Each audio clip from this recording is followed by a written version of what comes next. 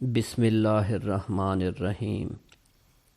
غوث اعظم شیخ عبد القادر جیلانی رحمۃ اللہ علیہ علماء کا لباس زیب تن فرمایا کرتے تھے۔ آپ کی پوشاک کے واسطے دور دراز ممالک سے خالصتاً نفیس کپڑا تیار کروایا جاتا تھا۔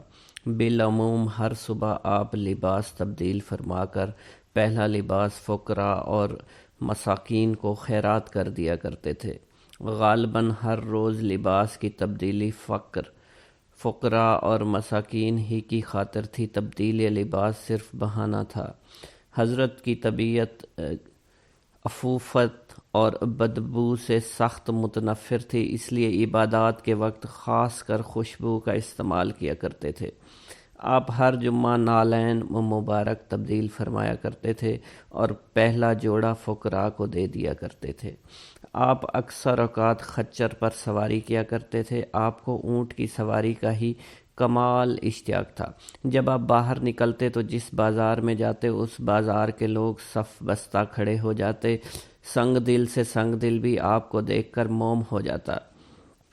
شیخ عبد القادر جیلانی رحمۃ اللہ علیہ کی خوراک بالکل سادہ تھی۔ آپ کے واسطے غلہ علیحدہ ہی آپ کے پیسے سے بویا جاتا تھا۔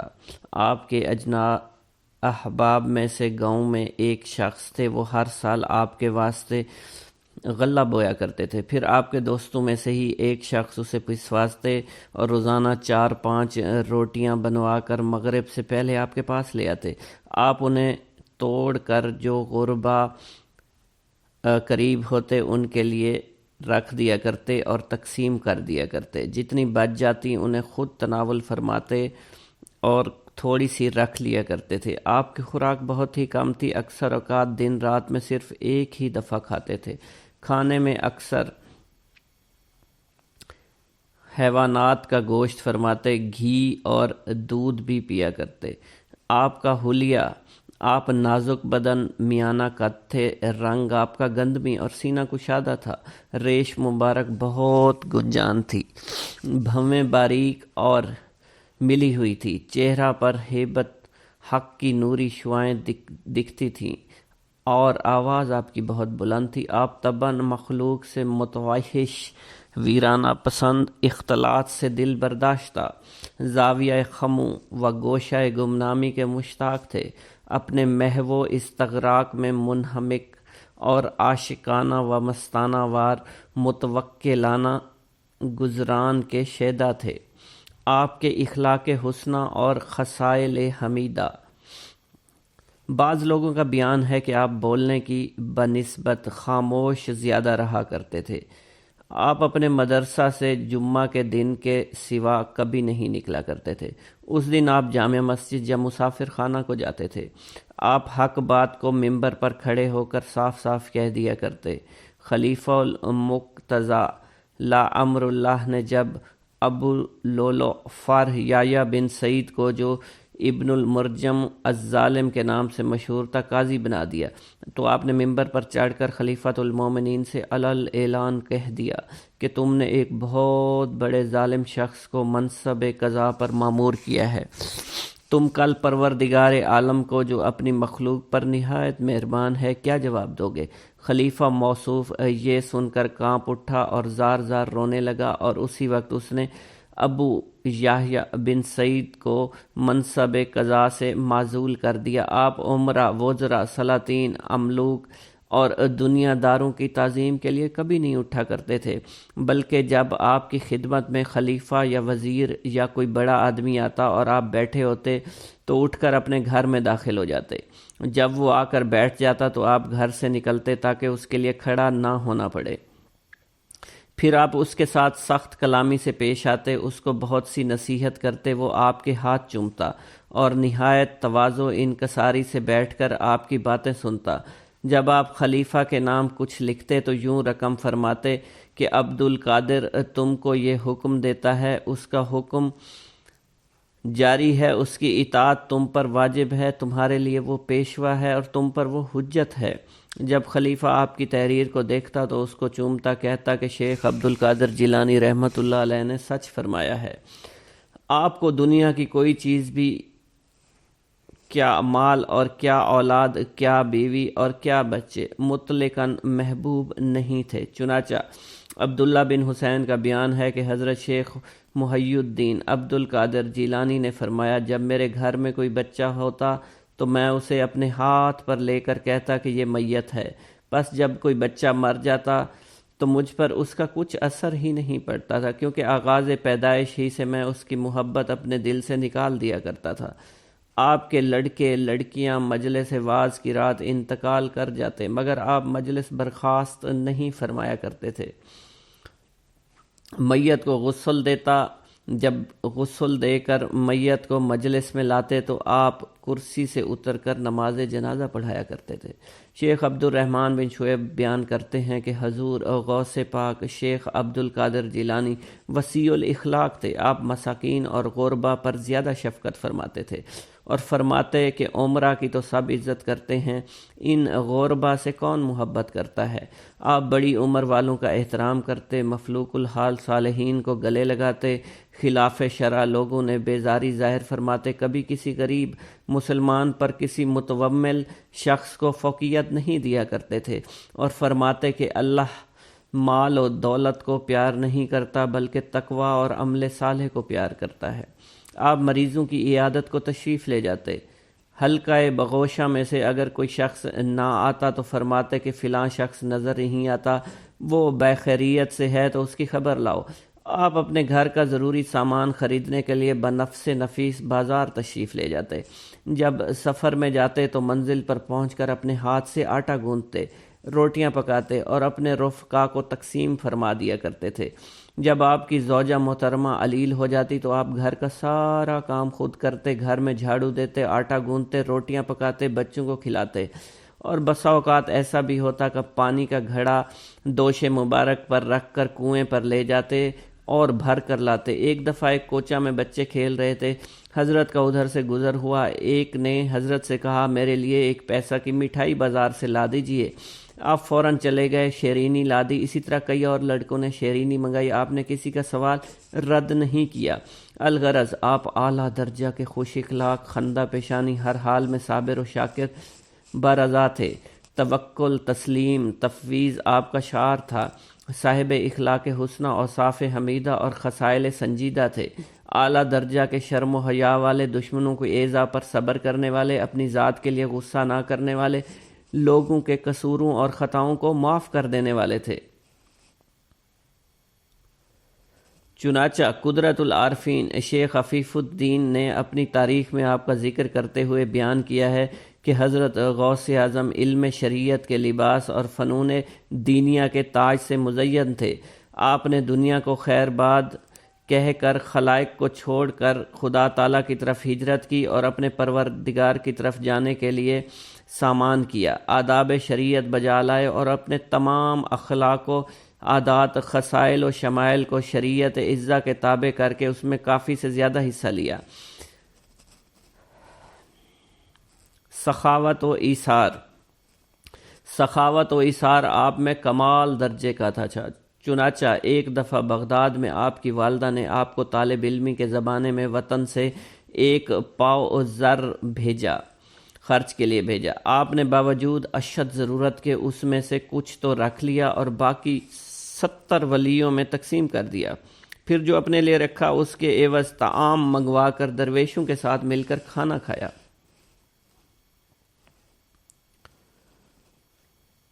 اسی طرح کا ایک اور واقعہ ہے کہ ایک دفعہ آپ نے ایک شکستہ دل فقیر کو دیکھ کر کہا تو رنجیدہ خاطر کیوں ہے؟ اس نے کہا کہ میں آج دریا کنارے گیا، ملاح سے کہا مجھے دوسری طرف لے چل، اس نے انکار کیا، اس لیے غربت اور افلاس کے سبب شکستہ دل ہو گیا۔ فقیر نے اپنا کلام ختم نہ کیا تھا، ایک شخص 30 دیناروں کی تھیلی لے کر آپ کی نظر کرنے آیا۔ آپ نے اس فقیر سے فرمایا یہ تھیلی لے کر ملاح کے پاس جا، اسے کہہ دے کسی فقیر کا سوال رد نہ کر۔ پھر اپنی قمیض اتار کر فقیر کو دے دی، پھر اس میں سے 20 دینار کو خرید لی۔ علامہ ابن انجار اپنی تاریخ میں لکھتے ہیں کہ جبانی کا بیان ہے کہ مجھ سے حضرت شیخ عبد القادر جیلانی نے فرمایا میں نے اپنے تمام اعمال کی تفتیش کی تو کھانا کھلانے اور حسن خلق سے افضل و بہتر میں نے کسی کو نہیں پایا۔ اگر میرے ہاتھ میں دنیا ہوتی تو میں یہی کام کرتا کہ بھوکوں کو کھانا کھلاتا رہتا۔ علامہ ابن انجار جبائی سے یہ بھی نقل کرتے ہیں کہ آپ نے مجھ سے یہ بھی فرمایا، میرے ہاتھ میں پیسہ نہیں ٹھہرتا، اگر صبح میرے پاس 1000 دینار آئیں گے تو شام تک ان میں سے ایک بھی پیسہ نہیں بچے گا۔ بسم اللہ الرحمن الرحیم۔ 25 سال تک عراق کے بیابانوں میں سیاحت۔ شیخ ابو سعود احمد کا بیان ہے کہ مجھ سے ایک دفعہ شیخ عبد القادر جیلانی رحمۃ اللہ علیہ نے فرمایا کہ میں 25 سال تک تنہا عراق کے بیابانوں، ویرانوں، خراب مقامات میں پھرتا رہا۔ نہ میں لوگوں کو جانتا تھا، نہ ہی لوگ مجھے جانتے تھے۔ البتہ اس وقت میرے پاس رجال الغیب اور جن آیا کرتے تھے جن کو میں علم طریقت اور وصول اللہ کی تعلیم دیا کرتا تھا۔ جب میں پہل عراق میں داخل ہوا تو حضرت خضر علیہ السلام نے میرا ساتھ دیا، مگر میں ان کو پہچان نہیں سکتا تھا۔ اس سے پہلے آپ نے مجھ سے عہد لیا کہ میں ہرگز آپ کی مخالفت نہیں کروں گا۔ اس کے بعد مجھ سے فرمایا کہ میرے آنے تک یہیں ٹھہرو۔ حسب وعدہ 3 سال تک اسی جگہ بیٹھا رہا جہاں آپ نے مجھے بیٹھنے کا حکم دے کر گئے تھے۔ اسی عرصہ میں دنیا اور اس کی خواہشات مختلف شکلوں میں مجھ پر وارد ہوتی گئیں، مگر اللہ تعالیٰ نے مجھے ان کی طرف التفات کرنے سے بچائے رکھا۔ شیطان مجھے بھیانک ڈراؤنی شکلوں اور صورتوں میں میرے پاس آتے اور مجھ سے لڑتے، مگر اللہ تعالیٰ مجھے ان پر غالب رکھتا تھا۔ میرا نفس مشکل ہو کر اپنی خواہش کے لیے کبھی تو مجھ سے عاجزی کرتا اور کبھی میرے ساتھ لڑائی کرتا، مگر مجھے اس پر غلبہ عطا فرما دیا۔ ابتدا میں میرا نفس اگر مجاہدہ کا کوئی طریقہ اختیار کرتا تو اس پر ہمیشہ قائم رہتا۔ مدت دراز تک میں شہروں کے بنجر، ویران، غیر آباد، خراب مقامات میں پھرتا اور نفس کو طرح طرح کی ریاستوں، مجاہدوں، مشقتوں میں ڈالتا رہا۔ چنانچہ 1 سال گری پڑی چیز کھاتا رہا، پانی پیتا رہا اور سبزی یا گری پڑی کوئی چیز نہ کھاتا۔ 1 سال بالکل نہ کھایا، نہ سویا، نہ پیا۔ ایک رات شدت سردی کی وجہ سے ایوان کسریٰ میں جا سویا۔ وہاں مجھے میری طبیعت ٹھیک نہیں ہوئی اور بیمار پڑ گیا۔ میں اسی وقت اٹھا اور دریائے دجلہ کے کنارے جا کر بیٹھ گیا۔ برسوں بعد بغداد کے محلہ کرخ کے ویران آباد مکانوں میں بھی رہا۔ اسی اثنا میں سوائے چند ایک کے کچھ نہ کھا پایا۔ ہر سال کے شروع میں ایک شخص مجھے صوف کا جبہ لا کر دیتا جسے میں پہن لیا کرتا۔ میں نے 1000 تک علوم و فنون و محض اس لیے حاصل کیے کہ دنیا کے جھگڑوں اور مخصموں سے نجات حاصل کر سکوں اور حقیقی راحت میسر ہو۔ لوگ مجھے مجنون بتاتے تھے۔ جنگلوں اور بیابانوں میں نکل جاتا، برہنہ جسم کانٹوں پر لوٹتا، شور و غوغا کرتا، تمام بدن سے خون جاری ہو جاتا۔ لوگ مجھے شفا خانے میں لے جاتے، مگر میری حالت اور بھی ابتر ہو جاتی۔ مریض عشق پر رحمت خدا کی، مرض بڑھتا گیا جوں جوں توا کی۔ شیخ ابو عباس احمد یحییٰ بغدادی کا بیان ہے، میں نے حضرت شیخ عبد القادر جیلانی سے سنا، آپ فرماتے تھے کہ میں 40 سال عشاء کے وضو سے صبح کی نماز پڑھتا رہا اور 15 سال ساری رات ایک پاؤں پر کھڑے ہو کر صبح تک فی شب تک قرآن شریف کو ختم کرتا رہا۔ چنانچہ ایک رات ایک سیڑھی پر چڑھ رہا تھا، میرے نفس نے کہا کاش تو ایک گھڑی سو جائے، پھر تھوڑی دیر آرام کرنے کے بعد اٹھ کر عبادت کرے۔ جو ہی یہ ایک خطرہ میرے دل میں آیا میں وہیں ٹھہر گیا، پھر ایک پاؤں پر کھڑا ہو گیا، قرآن شریف شروع کیا، یہاں تک کہ اسی حالت میں اس کو ختم کر دیا۔ شیخ ابو العباس ہی کا بیان ہے، میں نے آپ سے سنا، آپ فرماتے تھے کہ میں برج اجمی میں 11 برس رہا۔ میں نے اس میں خدائے عہد کیا تھا کہ جب تک میرے منہ میں لقمہ دے کر مجھے کھانا نہ کھلایا جائے گا اس وقت تک کھانا نہیں کھاؤں گا، اور جب تک مجھے پانی نہیں پلایا جائے گا تب تک نہیں پیوں گا۔ چنانچہ متواتر 40 روز تک میں نے نہ کچھ کھایا اور نہ کچھ پیا۔ اس کے بعد ایک شخص کھانا لایا اور میرے آگے رکھ کر چلا گیا۔ بھوک کی شدت سے میرا نفس کھانے ہی کو تھا کہ آواز آئی، واللہ میں ہرگز اس عہد کو نہیں توڑوں گا۔ یہ خیال کرتے ہی میں نے باطن سے ایک چلانے والے کی آواز سنی کہ ہائے بھوک، ہائے بھوک۔ میں نے اس کی کچھ پرواہ نہ کی۔ اسی اثنا میں شیخ ابو سعید مخزومی وہیں سے گزرے۔ انہوں نے جو چلانے کی آواز سنی تو میرے پاس آ کر کہا کہ عبد القادر یہ کیا ہے؟ میں نے کہا یہ نفس کا قلق و اضطراب ہے، روح تو اپنے سوئے کے خیال میں مشغول حالت سکون و قرار میں ہے۔ آپ مجھے اپنے گھر لے گئے، وہیں سے کھانا کھلایا، یہاں تک کہ میں نے خوب سیر ہو کر کھایا۔ شیخ ابو القاسم عمر بن محمد کہتے ہیں کہ میں نے حضرت شیخ عبد القادر جیلانی سے سنا، آپ نے فرمایا کہ ابتدائے سیاحت میں مجھ پر بہت سے احوال طاری ہوئے، میں ان میں سے اپنے وجود سے غائب ہو جاتا، اکثر اوقات بے ہوشی کے عالم میں دوڑا کرتا تھا۔ جب وہ حالت مجھ سے اٹھ جاتی تو میں اپنے آپ کو ایک دور دراز مقام پر پاتا۔ چنانچہ ایک روز بغداد کے ویرانے میں یہی حالت مجھ پر طاری ہوئی، قریباً 1 گھنٹہ بے ہوشی کی حالت میں پڑا رہا، پھر وہ حالت مجھ سے دور ہو گئی۔ کیا دیکھتا ہوں میں بغداد سے 12 دن کی مسافت پر بلاد شیریں کھڑا ہوں۔ میں اپنی اسی حالت پر غور کر رہا تھا، ایک عورت نے مجھ سے کہا تم شیخ عبد القادر جیلانی ہو کر اپنی اس حالت پر تعجب کر رہے ہو۔ بسم اللہ الرحمن الرحیم۔ غوث اعظم شیخ عبد القادر جیلانی رحمۃ اللہ علیہ اپنے گھر کا ضروری سامان خریدنے کے لیے بنفس نفیس بازار تشریف لے جاتے۔ جب سفر میں جاتے تو منزل پر پہنچ کر اپنے ہاتھ سے آٹا گوندتے، روٹیاں پکاتے، اپنے رفقا کو تقسیم فرماتے تھے۔ خدام عرض کرتے کہ حضور یہ کام ہم کریں گے، آپ تکلیف نہ کریں، لیکن آپ بالکل نہ مانتے اور فرماتے کہ اگر میں کر لوں گا تو کیا حرج ہے۔ جب آپ کی زوجہ محترمہ علیل ہو جاتی تو آپ گھر کا سارا سامان خود خریدتے، گھر کا سارا کام خود کرتے، گھر میں جھاڑو دیتے، آٹا گوندتے، روٹیاں پکاتے، بچوں کو کھلاتے، اور بسا اوقات ایسا بھی ہوتا کہ پانی کا گھڑا دوش مبارک پر رکھ کر کنویں پر لے جاتے اور بھر کر لے آتے۔ ایک دفعہ ایک کوچہ میں کچھ بچے کھیل رہے تھے، حضرت کا ادھر سے گزر ہوا، ایک نے حضرت سے کہا میرے لیے 1 پیسہ کی مٹھائی بازار سے لا دیجئے۔ آپ فوراً چلے گئے، شیرینی لا دی، اسی طرح کئی اور لڑکوں نے شیرینی منگائی۔ آپ نے کسی کا سوال رد نہ کیا۔ الغرض آپ اعلیٰ درجے کے خوش اخلاق، خندہ پیشانی، ہر حال میں صابر و شاکر، راضی برضا، توکل، تسلیم، تفویض آپ کا شعار تھا۔ صاحب اخلاق حسنہ اور صاحب حمیدہ اور فضائل سنجیدہ تھے۔ اعلیٰ درجہ کے شرم و حیا والے، دشمنوں کی ایذا پر صبر کرنے والے، اپنی ذات کے لیے غصہ نہ کرنے والے تھے، لوگوں کے قصوروں اور خطاؤں کو معاف کرنے والے، اور شدید الخشیہ، رقیق القرب، سریع الدمع، کثیر الہیبت، اور قریب آپ کا دوب آموز تھا۔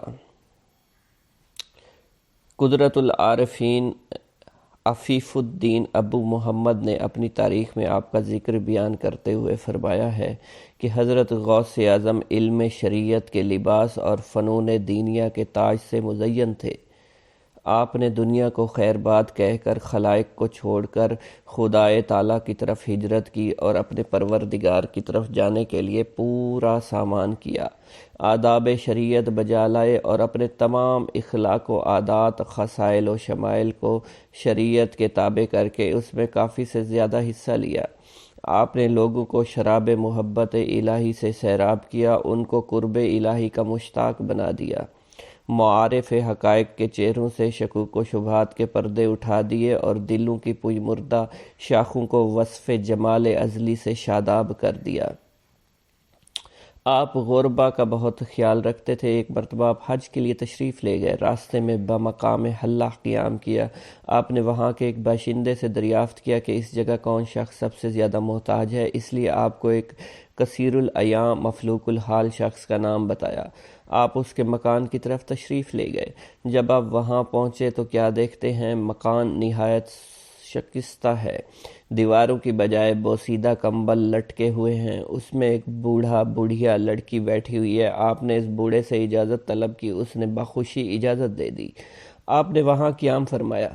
تھوڑی دیر کے بعد جب آپ کی تشریف آوری کی خبر اہل محلہ کو پہنچی تو روسائے حلہ دوڑے ہوئے آئے اور حاضر خدمت ہو کر درخواست کی کہ حضور ہمارے غریب خانوں پر قیام فرمائیے، مگر آپ نے منظور نہیں فرمایا۔ ایام شہر نے آپ کے لیے بہت سی گائے، بکریاں، سونا چاندی، کھانا بھیجا۔ لوگوں کا ہجوم بھی تحائف و ہدایت لے کر آپ پر ٹوٹ پڑا۔ آپ نے فرمایا یہ سب سامان اور زر نقد صاحب خانہ کو دے دو، اور دوسرے روز فجر کی نماز کے بعد آپ بیت اللہ کو روانہ ہو گئے۔ آپ کے صاحبزادہ عبدالرزاق کا بیان ہے کہ کئی سالوں کے بعد حلہ میں میرا گزر ہوا، کیا دیکھتا ہوں کہ وہ بوڑھا اور وہاں کے باشندوں میں سب سے مالدار ہے۔ اس نے مجھ سے کہا یہ سب کچھ اس رات کی برکت ہے، ان گائے بکریوں نے بچے دیے اور وہ بڑھ گئے۔ اسی طرح ایک اور اللہ والے کا واقعہ ہے کہ ایک دفعہ آپ نے ایک شکستہ فقیر کو دیکھ کر کہا تو رنجیدہ خاطر کیوں ہے؟ اس نے عرض کیا کہ میں آج دریا کے کنارے گیا اور ملاح سے کہا مجھے دوسری طرف لے چل۔ اس نے انکار کیا، اس لیے افلاس اور غربت کے سبب میں شکستہ دل ہو گیا ہوں۔ فقیر نے اپنا کلام ختم نہ کیا تھا، ایک شخص 30 دینار لے کر آپ کی نظر کرنے آیا۔ آپ نے اس فقیر کو دے دیا کہ یہ تھیلی لے کر ملاح کے پاس جا اور اسے کہہ دے کہ کسی فقیر کا سوال رد نہ کیا کر۔ پھر آپ نے اپنی قمیص اتار کر فقیر کو دے دی، پھر اس سے 20 دینار کو خرید لی۔ عبداللہ جبائی کہتے ہیں کہ حضرت شیخ عبدالقادر جیلانی رحمۃ اللہ علیہ نے فرمایا کہ میں نے اپنے تمام اعمال کی تفتیش کی تو کھانا کھلانے اور حسن خلق سے بے افضل و بہتر کسی کو نہیں پایا۔ اگر میرے ہاتھ میں دنیا ہوتی تو میں یہی کام کرتا کہ بھوکوں کو کھانا کھلاتا رہتا۔ علامہ انجبار کہتے ہیں، نقل کرتے ہیں کہ آپ نے مجھ سے یہ بھی فرمایا کہ میرے ہاتھ میں پیسہ بالکل نہیں ٹھہرتا۔ اگر صبح میرے پاس 1000 دینار آئیں تو شام تک ان میں ایک بھی پیسہ نہیں بچے گا۔ شیخ عبداللہ جبائی بیان کرتے ہیں کہ ایک وقت میں کتاب حلیۃ الاولیاء ابن ناصر کو سنا رہا تھا کہ اسی اثنا میں مجھے رکت ہوئی اور خیال ہوا کہ میں مخلوق سے قطع تعلق کر کے گوشہ نشینی اختیار کروں اور عبادت الہی کرتا رہوں۔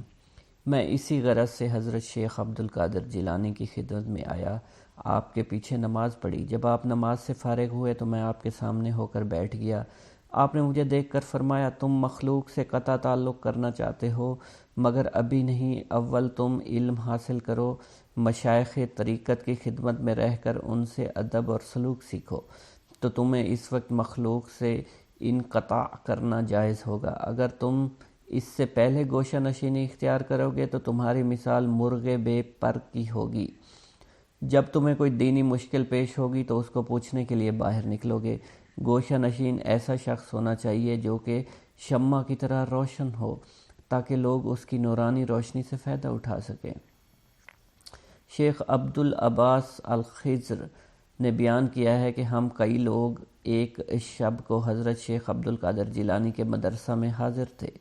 خلیفۃ المستجب باللہ ابو المظفر یوسف بن المختصہ امر اللہ آپ کی خدمت میں حاضر ہوا اور سلام کر کے آپ کے سامنے مؤدب ہو کر بیٹھ گیا۔ خلیفہ موصوف اس وقت آپ سے نصیحت کرنے کی غرض سے آیا اور اپنے ساتھ 10 تھیلیاں زر نقد بھروا لایا۔ یہ تھیلیاں خلیفہ موصوف نے آپ کے سامنے پیش کی۔ آپ نے ان کو لینے سے انکار کر دیا۔ خلیفہ موصوف نے آپ سے اصرار کیا کہ آپ اسے قبول فرما لیں، مگر آپ نے اس کے اصرار سے صرف 2 عدد ہی تھیلیاں اٹھائیں اور اپنے دائیں اور بائیں ہاتھ پر آپ نے ان تھیلیوں کو رکھا اور دونوں ہاتھوں سے نچوڑ دیا تو اس میں سے خون ٹپکنے لگا۔ آپ نے خلیفہ سے فرمایا کہ تم خدائے تعالیٰ سے نہیں شرماتے؟ لوگوں کا خون کر کے تم اس مال کو میرے پاس لائے ہو۔ خلیفہ موصوف یہ سن کر بے ہوش ہو گیا۔ پھر آپ نے فرمایا اگر رسول اللہ سے اس کے نسب متصل ہونے کی عزت و حرمت مد نظر نہ ہوتی تو میں اس خون کو اس کے محلات تک بہا دیتا۔ قدرت العارفین شیخ ابو الحسن علی ارقریشی بیان فرماتے ہیں کہ 579 ہجری کا واقعہ ہے کہ روافظ کی ایک بہت بڑی جماعت خشک کدہ جو کہ سلے ہوئے اور مور شدہ تھے لے کر آئے۔ ان لوگوں نے آپ سے پوچھا، آپ بتلائیے ان دونوں گدوں میں کیا چیز ہے؟ آپ نے اپنے تخت سے اتر کر ایک گدے پر اپنا دست مبارک رکھا اور فرمایا، اس میں آفت رسید بچہ ہے، اور اپنے صاحبزادے عبدالرزاق کو اس گدوں کو کھولنے کے لیے فرمایا۔ جب وہ کھولا گیا تو اس میں سے وہی آفت رسیدہ بچہ نکلا۔ اس کو آپ نے دست مبارک سے اٹھا کر فرمایا، قم باذن اللہ، وہ اللہ تعالیٰ کے حکم سے کھڑا ہو گیا۔ پھر آپ نے دوسرے گدے پر اپنا دست مبارک فرمایا، اس میں صحیح و سالم تندرست بچہ ہے۔ اپنے بیٹے کو کھولنے کا حکم دیا، کھولا تو اس میں بچہ نکلا جو چلنے لگا۔ آپ نے اس کو پیشانی سے پکڑ کر فرمایا، بیٹھ جاؤ، تو وہ اللہ تعالیٰ کے بیٹھ گیا۔ آپ کی یہ کرامت دیکھ کر یہ لوگ اپنے روافض نظریات سے تائب ہو گیا۔ نیز اس وقت آپ کی یہ کرامت دیکھ کر مجلس کے 3 شخصوں کی روح پرواز کر گئی، واللہ عالم۔ نیز شیخ و موصوف بیان کرتے ہیں کہ ایک وقت میں آپ کی خدمت میں حاضر تھا، مجھے اس وقت ایک ضرورت پیش آئی، میں اسے پوری کرنے کی غرض سے نکلا۔ آپ نے فرمایا، چاہو، تم کیا چاہتے ہو؟ میں نے عرض کیا کہ فلاں امر کا خواستگار ہوں۔ میں اس وقت امور باطنی میں سے ایک امر کی خواہش کی تھی، چنانچہ اس وقت مجھے وہ حاصل ہو گیا۔ آپ کے رکاب دار ابوالعباس احمد بن محمد القریشی بغدادی بیان کرتے ہیں کہ ایک روز آپ سواری پر جامعہ منصوری تشریف لے گئے۔ جب آپ وہاں سے واپس آئے، آپ نے اپنی چادر اتاری، چادر اتار کر پیشانی پر سے ایک بچھو نکال کر زمین پر ڈالا۔ جب یہ بھاگنے لگا تو آپ نے فرمایا، مر جا، تو اسی وقت یہ بچھو مر گیا۔ پھر آپ نے مجھ سے فرمایا، اس نے مجھ کو جامعہ حضوری سے یہاں تک 60 مرتبہ کاٹا۔ ایک دفعہ بغداد کی قحط سالی میں آپ سے تنگ دستی فاقہ کشی کی شکایت کی تو آپ نے مجھے قریباً 10-12 سیر گندم دیے اور فرمایا، اسے لے جاؤ اور کوٹھے میں بند کر دو، اور صرف ایک طرف سے اس کا منہ کھول کر حسب ضرورت اس میں سے نکال لیا کرو، مگر اسے کبھی دیکھنا مت۔ چنانچہ اس گیہوں کو 5 سال تک کھاتے رہے۔ ایک دفعہ میری زوجہ نے اس کوٹھے کا منہ کھول کر دیکھا، اس میں کتنے گیہوں ہیں، تو اس میں جس قدر اول روز دانے ڈالے تھے اتنے ہی معلوم ہوئے۔ پھر یہ گیہوں 7 روز میں ختم ہو گیا۔ میں نے آپ سے اس کا ذکر فرمایا، آپ نے کہا، اگر تم اسے نہ دیکھتے تو اسی طرح کھاتے رہتے۔ عمر بن حسین بن خلیل بیان کرتے ہیں کہ میں ایک دفعہ آپ کی خدمت میں حاضر تھا، آپ کے روبرو ہی منہ گھٹے ہوئے بیٹھا تھا۔ اس وقت میں نے قندیل کی طرح ایک روشنی سی دیکھی جو آپ کے دہن مبارک سے 2-3 دفعہ قریب ہو کر واپس ہو گئی۔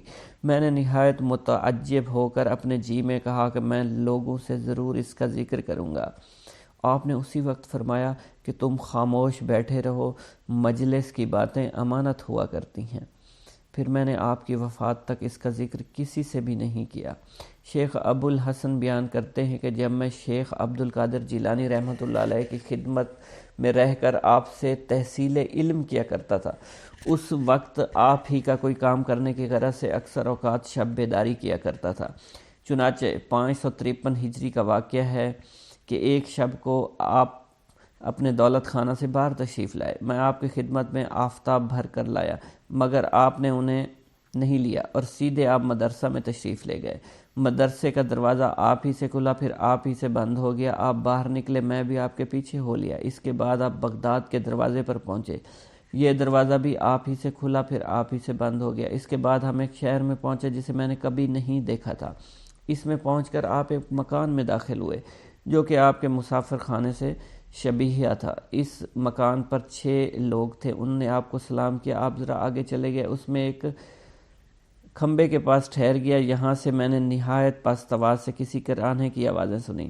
کچھ منٹ بعد یہ آہٹ بند ہو گئی۔ اس کے بعد جہاں سے یہ آہٹ سنائی دیتی تھی ایک شخص اس طرف گیا اور وہاں سے ایک شخص کو کندھے پر اٹھا لایا۔ اس کے بعد ایک اور شخص جس کی مونچھیں دراز تھی، سر برہنہ تھا، آ کر آپ کے سامنے بیٹھ گیا۔ آپ نے اس کو کلمہ شہادت 3 دفعہ پڑھا کر اس کی مونچھیں تراشی، اسے ٹوپی پہنائی اور محمد اس کا نام رکھا، اور فرمایا، مجھے حکم ہوا ہے یہ شخص متوفی کا قائم مقام ہوگا۔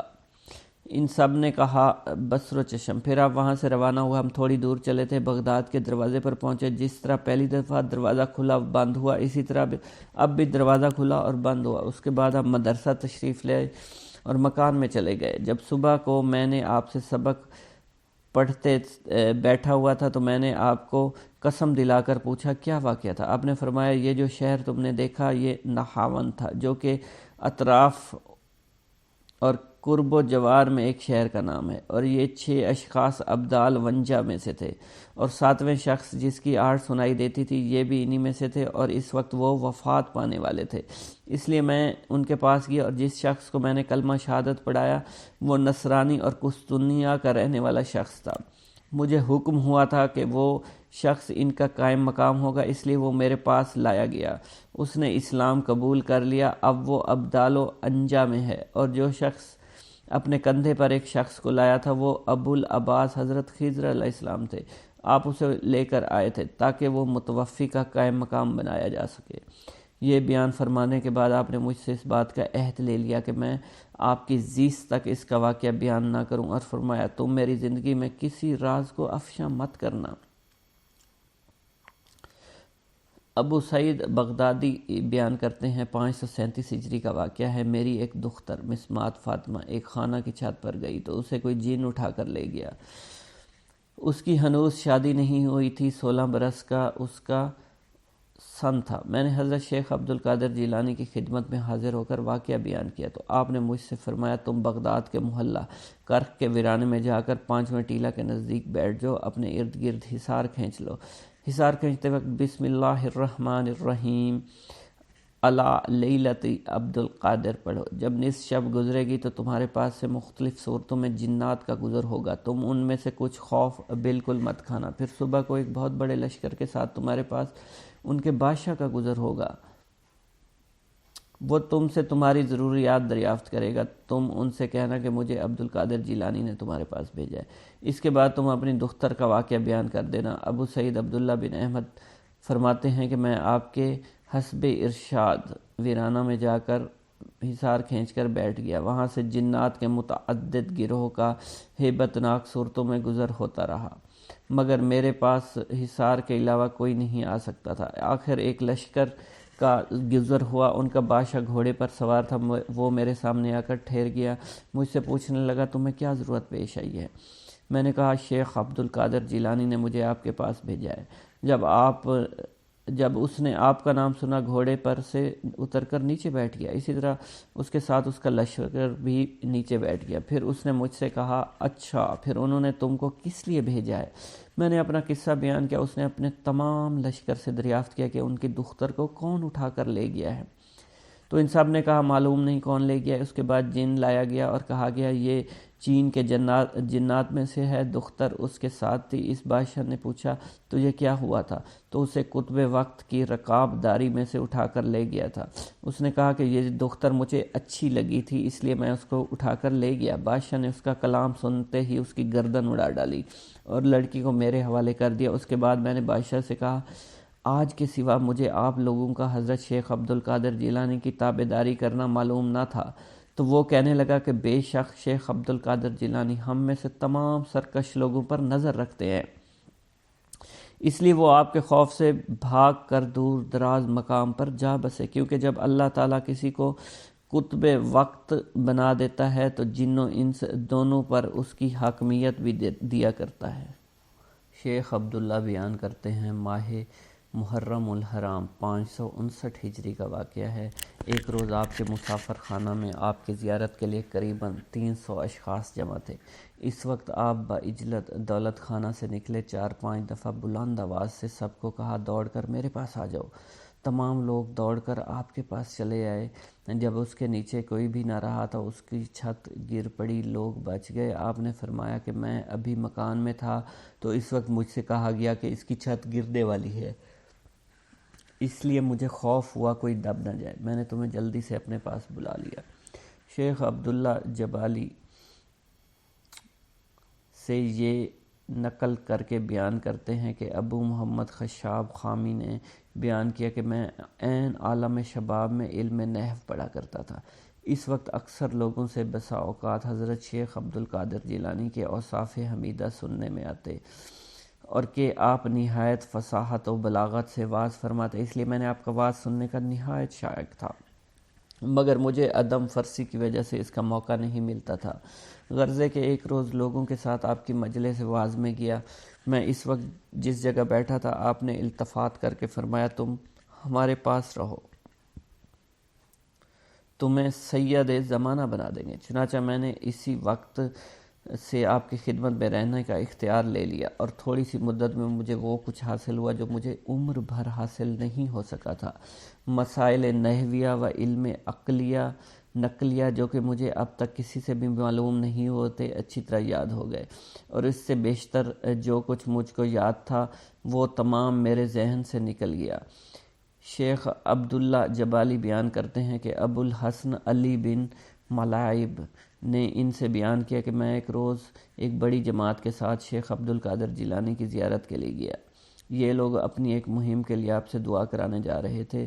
راہ میں اور بھی بہت سے لوگ ان کے ہمراہ تھے۔ انہی میں ایک لڑکا بھی ساتھ ہو گیا تھا جس کی نسبت مجھے معلوم تھا کہ اس کے اخلاق اچھے نہ تھے۔ وہ اکثر اوقات ناپاک رہتا تھا اور بول براز کے بعد استنجا بھی نہیں کیا کرتا تھا۔ اتفاق سے اس وقت آپ راستے میں مل گئے۔ ان لوگوں نے آپ سے اپنا ماضی الضمیر بیان کیا، آپ سے اس کی نسبت دعا کے خواستگار ہوئے۔ اس کے بعد آپ سے ہماری ملاقات ہوئی، ہم نے آپ کی دست بوزی کی اور چاروں طرف کے لوگ بھی آپ کی دست بوزی کے لیے آ رہے تھے۔ جب اس لڑکے کی باری آئی، اس نے آپ کا دست مبارک پکڑنا چاہا تو آپ نے اپنے ہاتھ کو اپنی آستین میں دبا لیا اور اس کی طرف ایک نظر دیکھا تو وہ لڑکا بے ہوش ہو کر زمین پر گر گیا۔ پھر جب ہوش میں آیا تو اسی وقت اس کے چہرے پر داڑھی نمودار ہو گئی۔ پھر یہ اٹھا، آپ کے دست مبارک پر طائب ہوا، پھر آپ نے اس سے مصافحہ کیا۔ آپ کے دولت خانے تک یہی حال رہا، پھر آپ اندر تشریف لے گئے اور ہم باہر آ گئے۔ قدرت العارفین شیخ البازارانی کے خلف الصدق ابو الخیر بیان کرتے ہیں کہ جب میرے والد ماجد کی وفات کا وقت قریب ہوا تو میں نے آپ سے پوچھا کہ مجھے بتلائیے کہ میں آپ کے بعد کس کی پیروی کروں، تو آپ نے فرمایا شیخ عبدالقادر جیلانی کی۔ مجھے خیال ہوا معلوم نہیں آپ قصداً کہہ رہے ہیں یا غلبہ مرض کی وجہ سے آپ کی زبان سے نکل گیا ہے، اس لیے ایک ساتھ کے بعد میں نے دوبارہ آپ سے پوچھا کہ میں آپ کے بعد کس کی پیروی کروں۔ آپ نے فرمایا شیخ عبدالقادر جیلانی کی۔ پھر تیسری مرتبہ ایک ساتھ کے بعد میں نے پھر پوچھا آپ کس کی پیروی کروں، تو اس دفعہ بھی آپ نے فرمایا ان قریب ایک زمانہ آئے گا اس وقت صرف شیخ عبدالقادر جیلانی کی ہی پیروی کی جائے گی۔ غرضے کہ میں اپنے والد ماجد کی وفات کے بعد بغداد آ کر آپ کی خدمت میں حاضر ہوا۔ اس وقت آپ کی مجلس میں شیخ بقا بن بطو، شیخ ابو سعید کیلوی، شیخ علی بن الہیتی ایان مشائخ بھی موجود تھے۔ اس وقت میں نے آپ کو فرماتے سنا کہ میں دیگر واعظوں کی طرح نہیں بلکہ میں خدا تعالیٰ کے حکم پر ہوں اور جال الغیب سے جو کہ ہوا پر رہتے ہیں گفتگو کرتا ہوں۔ اس وقت آپ اپنا سر اٹھاتے جا رہے تھے، میں نے بھی سر اٹھا کر اوپر دیکھا تو مجھ کو رجال الغیب کی صفیں آپ کے سامنے ہوا میں دکھائی دی، یہاں تک کہ آسمان میری نظروں سے چھپ گیا۔ یہ لوگ خود بھی نورانی تھے اور نورانی ہی گھوڑوں پر سوار تھے۔ یہ سب لوگ اپنے سر جھکائے خاموش تھے، کوئی ان میں آب دیدہ تھا، کوئی لرز رہا تھا۔ مجھ کو یہ حالت دیکھ کر غشی ہو گئی۔ پھر جب ہوش آیا تو میں دوڑ کر لوگوں کے درمیان سے نکلتا ہوا آپ کے تخت پر چڑھ گیا۔ آپ میری وجہ سے تھوڑی دیر خاموش ہو گئے اور فرمانے لگے تو تم کو اپنے والد ماجد کی وصیت ایک دفعہ ہی کافی نہ تھی؟ میں خوف زدہ ہو کر خاموش ہو گیا۔ مفرج بن نہیان بن برکات نے بیان کیا ہے جب ہمارے شیخ حضرت عبدالقادر جیلانی کی بغداد میں شہرت ہوئی تو بغداد کے بڑے بڑے فقہا میں سے 100 فقہا آپ کا امتحان لینے کی غرض سے جمع ہوئے۔ ان سب کی رائے اس بات پر قرار پائی کہ ان میں سے ہر ایک شخص علوم و فن میں سے ایک نئے مسئلے پر سوال کرے۔ غرضے کہ یہ تمام فقہا آپ کی مجلس واعظ میں تشریف لائے۔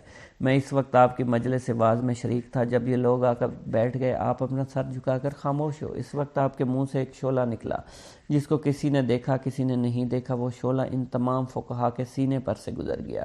جس کے سینے پر وہ شعلہ پہنچتا گیا وہ نہایت پریشان ہو گیا۔ اس کے بعد وہ سب کے سب چلانے لگے، اپنے کپڑے پھاڑ ڈالے، برہنہ سر ہو گئے، تخت پر چڑھ کر آپ کے قدموں پر اپنے سر ڈال دیے۔ مجلس میں شور پیدا ہو گیا، ایسا معلوم ہوتا تھا گویا بغداد ہل رہا ہے۔ اس کے بعد آپ نے ایک ایک کو اپنے سینے سے لگانا شروع کر دیا۔ جب سب کو آپ اپنے سینے سے لگا چکے تھے تو ان میں سے ایک طرف مخاطب ہو کر فرمایا، تمہارے سوال کا جواب یہ ہے کہ اس طرح سے آپ نے ہر ایک کے سوال کا نام لے کر اس کا جواب بیان فرما دیا۔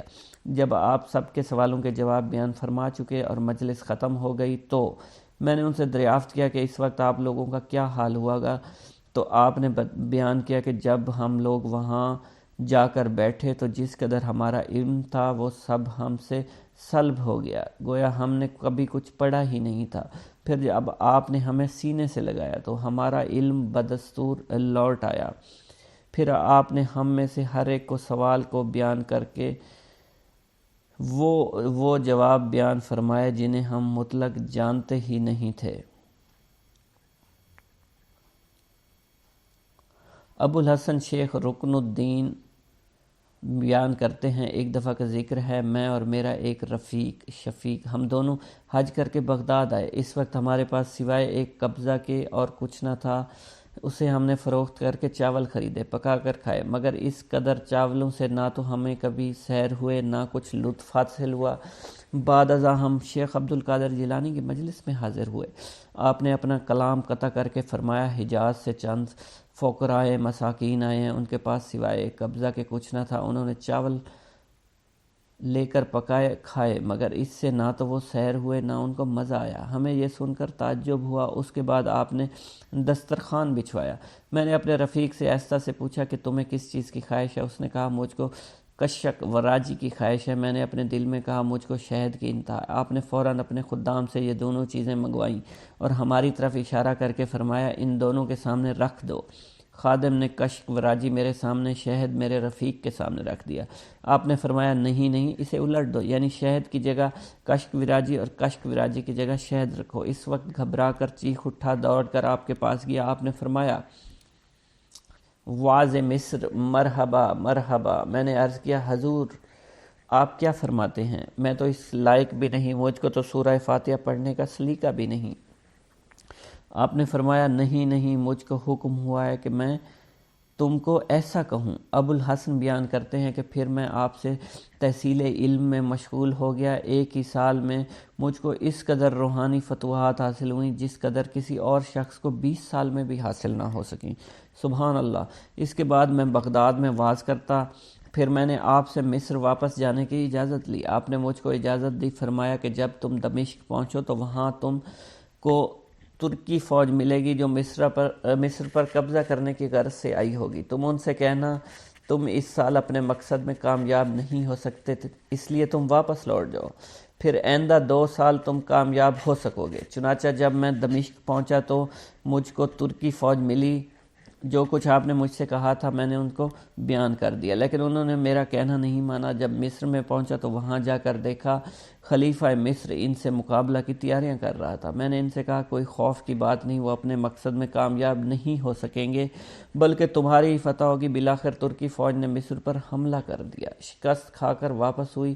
خلیفہ مصر نے میری بڑی عزت کی، مجھ کو اپنا مصاحب اور رازدار بنا لیا۔ دوسرے سال ترکی سپاہ نے پھر چڑھائی کی۔ اس دفعہ وہ مصر پر قابض ہو گئے۔ انہوں نے بھی میری عزت کی، غرضے کہ آپ کی صرف ایک بات سے مجھ کو دونوں دولتوں کی طرف سے 1.5 لاکھ دینار حاصل ہوئے۔ بیان کیا جاتا ہے ابو الحسن شیخ زین الدین سابقہ میں ہی مصر کی طرف آ رہے تھے۔ ابتدا میں ان کو تفسیر کی صرف ایک ہی کتاب یاد تھی، مگر وہ مقبول خاص و عام ہو کر مصر میں بہت شہرت حاصل کر چکے تھے۔ بعد ازاں یہ اکابر محدثین سے ہو گئے اور لوگ ان سے بہت مستفید ہوئے۔ اصل میں ان کی پیدائش دمشق تھی، لیکن مصر میں آ کر بود و باش اختیار کی۔ مکان کی چھت سے ایک سانپ کا آپ کے سامنے گرنا، اس وقت آپ کا استقلال اور آپ سے اس کا ہم کلام ہونا۔ احمد بن صالح بیان کرتے ہیں کہ میں ایک وقت بغداد مدرسہ نظامیہ میں آپ کے ساتھ موجود تھا۔ اس وقت بہت سے علماء فقراء آپ کی خدمت میں حاضر تھے۔ آپ اس وقت قضاء و قدر کی بابت کچھ بیان فرما رہے تھے کہ اسی اثنا میں ایک بہت بڑا سانپ آپ کے سامنے چھت سے گرا۔ تمام لوگ ڈر کے مارے اٹھ کر بھاگ گئے۔ آپ نے بس تقلال جنبش تک نہ کی اور اس طرح اپنی جگہ پر بیٹھے ہوئے تقریر فرما رہے تھے۔ یہ سانپ آپ کے کپڑوں میں گھس کر آپ کے تمام جسم پر پھرنے کے بعد آپ کے گلے کے پاس سے اتر کر زمین پر کھڑا ہو گیا اور آپ سے کچھ باتیں کر کے چلا گیا، مگر اس کی باتوں کو کسی نے کچھ سمجھا ہی نہیں۔ اس کے بعد تمام لوگ پھر بدستور آ کر اپنی اپنی جگہ پر بیٹھ گئے۔ آپ سے پوچھنے لگے اس نے آپ سے کیا کہا، کیا باتیں ہوئیں؟ آپ نے فرمایا اس نے مجھ سے کہا میں نے بہت سے اولیاء اللہ کو آزمایا مگر آپ جیسا کسی کو نہیں پایا۔ اس کے جواب میں میں نے ان سے کہا کہ میں قضاء قدر میں گفتگو کر رہا تھا، اس لیے تو میرے اوپر گرا تو ایک زمین کا کیڑا ہے، قضاء و قدر ہی تجھ کو متحرک کرتی ہے، تو میں نے چاہا کہ میرا قول اور فعل دونوں برابر ہو جائیں۔ بسم اللہ الرحمن الرحیم۔ السلام علیکم ویورز، امید کرتا ہوں آپ سب خیریت سے ہوں گے۔ آج ہم آپ کو شیخ عبد القادر جیلانی رحمۃ اللہ علیہ کے بارے میں بتائیں گے۔ ایک تاجر کے حق میں آپ کا دعا کرنا۔ شیخ ابو سعود الحریمی بیان کرتے ہیں کہ ابو المظفر الحسن تاجر شیخ حماد العباس کی خدمت میں آئے اور بیان کیا کہ حضرت شام کی طرف سفر کرنے کا میرا مقصد ہے، میرا قافلہ تیار ہے جس میں 700 دینار کا مال لے کر جاؤں گا۔ آپ نے اس سے فرمایا اگر تم اس سال سفر کرو گے تو مارے جاؤ گے اور تمہارا سارا مال لٹ جائے گا۔ یہ اس وقت عین عالم شباب میں تھے۔ آپ کا یہ قول سن کر نہایت مغموم ہو کر نکلے۔ راستے میں ان کی حضرت شیخ عبد القادر جیلانی سے ملاقات ہو گئی تو انہوں نے حضرت شیخ حماد کا مقولہ آپ سے ذکر کیا۔ آپ نے فرمایا بے شک تم جاؤ، انشاءاللہ تم اپنے سفر سے صحیح تندرست واپس آؤ گے، میں اس بات کا ضامن ہوں۔ غرض یہ اپنے سفر کو گئے۔ شام جا کر 1000 دینار کو انہوں نے اپنا مال فروخت کیا۔ بعد ازاں یہ اپنی کسی ضرورت کے لیے حلب گئے۔ وہاں ایک مقام پر انہوں نے اپنے 1000 دینار رکھ دیے اور انہیں بھول کر اپنی جگہ چلے آئے۔ اس وقت انہیں کچھ نیند کا غلبہ معلوم ہوا، اس لیے آتے ہی سو گئے۔ خواب میں دیکھا عرب کے بدوؤں نے ان کا قافلہ لوٹ لیا، قافلہ کے بہت سے لوگوں کو مار ڈالا، خود ان پر بھی وار کر کے ان کو مار ڈالا، جس کا اثر ان کی گردن پر ظاہر تھا، خون بھی اس پر نمایاں تھا، جس کا درد بھی انہیں محسوس ہوا۔ یہ گھبرا کر اٹھے، اسی وقت ان کو اپنے دینار یاد آئے، فوراً دوڑے تو وہاں پر انہیں اپنے دینار ویسے ہی رکھے ہوئے ملے۔ یہ ان کو لوگ لے کر اپنی جگہ پر آئے اور اب انہوں نے یہاں سے کوچ کیا، بغداد واپس آئے۔ جب بغداد آ چکے تو انہیں خیال ہوا کہ پہلے میں شیخ حماد کی خدمت میں حاضر ہوں تو وہ کبیر بزرگ ہیں، اگر شیخ عبد القادر کی خدمت میں جاؤں تو وہ بھی اس بات کے مستحق ہیں کیونکہ میرے حق میں ان کا قول صادق آیا ہے۔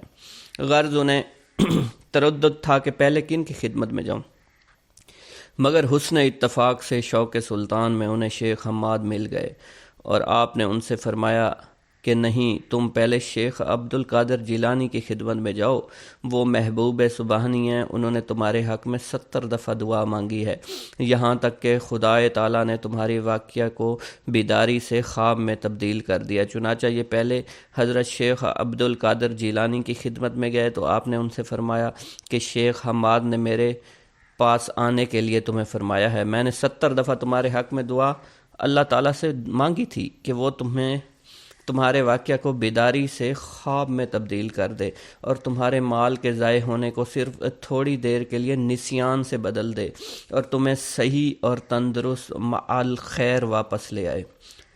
ایک بزرگ کا آپ کے مراتب و مناصب کی خبر دینا۔ شیخ عبد اللطیف بیان کرتے ہیں میں نے اپنے والد ماجد سے سنا، انہوں نے بیان کیا کہ شیخ عزار بن متورع البتائی مجھ سے بیان کرتے ہیں کہ بغداد میں ایک اجمی شریف نوجوان جس کا نام عبد القادر ہے داخل ہوا ہے۔ یہ نوجوان عن قریب نہایت ہیبت، عظمت، جلال، مقامات، کرامات کے ساتھ ظاہر ہوگا اور حال احوال اور درجہ محبت میں سب پر غالب رہے گا۔ تصرفات کون و فساد اسے سونپ دیا جائے گا، بڑے چھوٹے سب اس کے زیر حکم ہوں گے۔ قدر و منزلت میں اسے قدم راسخ اور معارف حقائق میں ید بیضا حاصل ہوگا، مقام حضرت القدس میں زبان کھول سکے گا، صاحب مراتب و مناسب ہوگا جو کہ اکثر اولیاء سے فوت ہو چکے ہیں۔ ایزن اسی طرح ایک بڑی جماعت نے آپ کے متعلق شیخ احمد رفاعی کا قول بیان کیا ہے کہ ہمارے شیخ منصور البطائخی کے روبرو حضرت شیخ عبد القادر جیلانی کا ذکر ہوا تو آپ نے ان کی نسبت فرمایا کہ وہ زمانہ ان قریب آنے والا ہے کہ ان کی طرف رجوع کیا جائے گا، عارفین میں ان کی وقت و منزلت زیادہ ہوگی اور وہ ایسے حال میں وفات پائیں گے کہ اس وقت اللہ اور اس کے رسول کے نزدیک روئے زمین میں ان سے زیادہ اور کوئی محبوب نہیں ہوگا۔ تم میں سے جو کوئی اس وقت تک زندہ رہے تو اسے لازم ہے کہ ان کی عزت و حرمت کو پہچانے، ان کی قدر کرے۔ شیخ محمد بن الخضر بیان کرتے ہیں، میں نے اپنے والد ماجد سے سنا، انہوں نے بیان کیا کہ میں ایک وقت شیخ عبد القادر جیلانی کی خدمت میں حاضر تھا۔ مجھے اس وقت خیال آیا کہ مجھے شیخ احمد رفاعی سے بھی نیاز حاصل کرنا چاہیے۔ مجھے یہ خیال آتے ہی آپ نے فرمایا کہ خضر لو شیخ احمد رفاعی سے ملاقات کرو۔ میں نے آپ کی طرف نظر ڈولائی، مجھے ایک ذی ہیبت بزرگ دکھائی دیے، میں نے اٹھ کر سلام کیا، ان سے مصافحہ کیا۔ انہوں نے مجھ سے پوچھا، خضر، جو شخص کے شیخ عبد القادر جیلانی جیسے اولیاء اللہ کو دیکھ لے تو پھر اسے مجھ جیسے شخص سے ملنے کی کیا آرزو، کیونکہ میں بھی تو آپ کے ہی زیر اثر ہوں۔ اس کے بعد آپ مجھ سے غائب ہو گئے۔ آپ کی وفات کے بعد پھر شیخ موصوف کی خدمت میں حاضر ہوا تو میں نے دیکھا کہ آپ وہی بزرگ ہیں جن کو میں نے آپ کے بازو کے پاس بیٹھا ہوا دیکھا۔ آپ نے مجھ کو فرمایا کہ تمہیں میری پہلی ملاقات کافی نہیں ہوئی۔ شیخ عبد البطائی بیان کرتے ہیں کہ شیخ عبد القادر جیلانی کی حیات بابرکات میں مجھے شیخ احمد رفاعی کی خدمت میں حاضر ہونے کا اتفاق ہوا تو میں جا کر آپ ہی کے نزدیک ٹھہرا اور کئی روز تک ٹھہرا رہا۔ ایک روز آپ نے مجھ سے فرمایا کہ آپ کچھ شیخ عبد القادر جیلانی کے حالات جو کچھ آپ کو معلوم ہوں بیان کریں۔ میں آپ کے حالات بیان کر رہا تھا، اتنے میں ایک شخص آیا، شیخ احمد رفاعی کی طرف اشارہ کر کے مجھ سے کہنے لگا کہ تم ہمارے سامنے آپ کے سوا کسی کا ذکر نہ کرو۔ تو آپ نے نہایت غصے ہو کر شخص کی طرف دیکھا، وہ مر گیا۔ پھر آپ نے فرمایا، شیخ عبد القادر جیلانی کے مراتب کو کون پہنچ سکتا ہے؟ آپ وہ شخص ہیں کہ بحر شریعت جس کی داہنی طرف، بحر حقیقت جس کی بائنی طرف ہے، جس میں سے چاہے پانی بھر لے۔ اس وقت آپ کا کوئی جواب نہیں۔ نیز میں نے آپ سے سنا، اس وقت اپنے بھتیجوں شیخ ابراہیم العراب اور ان کے برادران ابو الفرح عبد الرحمن نجم الدین کو اس وقت آپ ایک شخص کو جو بغداد جانے والے تھے رخصت کر رہے تھے، اس بات کی وصیت کی جب تم بغداد پہنچو تو شیخ عبد القادر جیلانی سے پہلے اگر آپ زندہ ہوں تو وہ کسی کے پاس نہ جانا، اگر وفات پا گئے ہوں تو آپ کی قبر سے پہلے اور کسی کی زیارت نہ کرنا، کیونکہ آپ کے لیے عہد لیا جا چکا ہے کہ جو صاحب حال بغداد جائے آپ سے ملاقات نہ کرے تو اس کا حال سلب ہو جائے گا۔ اس پر افسوس ہے جس سے آپ سے ملاقات نہیں ہوگی۔ شیخ خلیفہ تلمیذ شیخ ابو سعید کیلوبی بیان کرتے ہیں کہ مجھے ایک دفعہ بلاد سواد میں جانے کا اتفاق ہوا۔ وہاں میں نے ایک شخص کو ہوا میں بیٹھا ہوا دیکھا۔